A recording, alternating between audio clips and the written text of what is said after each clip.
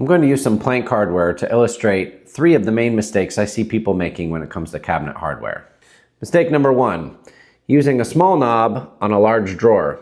Drawers often are loaded with a lot of weight, and the knob on a drawer doesn't give you a whole lot to grab onto. Instead, use a handle on your heavy drawers so you can really get a good grip. Mistake number 2, using the wrong size hardware for your drawer face. A general rule of thumb is to have your hardware be about the third of the size of the width of the face. This is a 17-inch wide drawer face, and this is a 9-inch wide handle. It feels just a bit crowded in this center panel.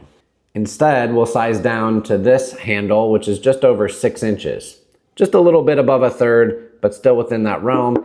Gives us a little bit more breathing room on the sides of the handle. Mistake number 3, sticking knobs and handles in random spots on your doors. A lot of times I'll see knobs up here in this range or a handle that starts somewhere in this realm. Typically, our hardware is starting somewhere in this lower portion because the doors are up higher and that's where you're reaching.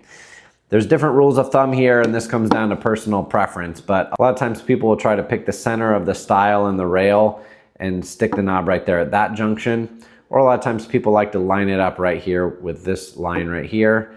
But we're usually somewhere in this range with our knobs and starting our handle somewhere up in here. Don't usually want to be up here. As I always say, it comes down to personal preference, and there's exceptions to everything, but those are just a few guidelines to think with when selecting and placing your hardware.